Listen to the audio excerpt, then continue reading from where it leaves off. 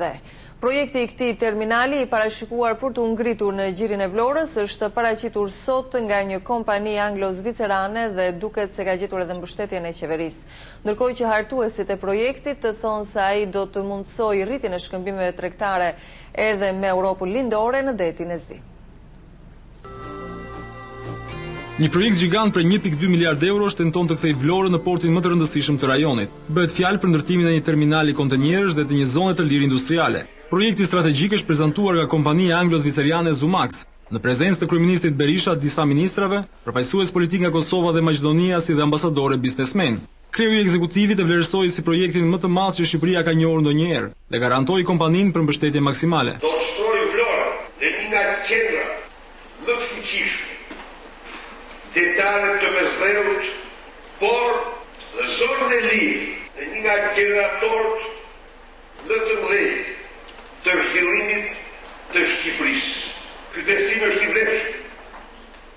Sa vetë shuma e madhe, 1.2 miliard euro që ju keni vendosur të investoni në projektin tuaj të madh.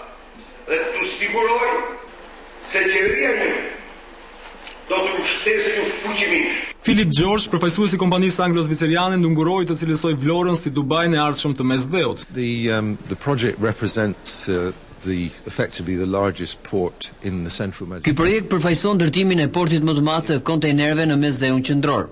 Do t'i shërbejë jo vetëm Shqipërisë dhe rajonit, por do të mundsojë shkëmbime tregtare edhe me Evropën lindore në detin e Zi.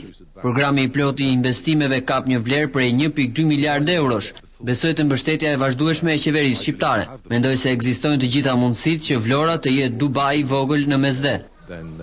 There's no reason why this couldn't become another small Dubai. Kjo është skica tredimensionale e portit të kontenierëve në gjirin e Vlorës. Ky port është projektuar të ngrihet në 5 etapa. Pare pranë një tjetër e vepre të rëndësishme, petroliferës. Nga momenti miratimit nga qeveria do të duhen edhe 20 muaj që porti të përfundojë së ndërtuari.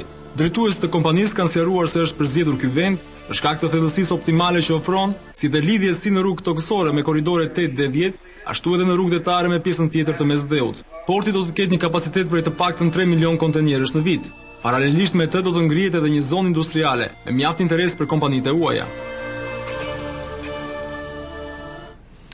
Një ditë pasi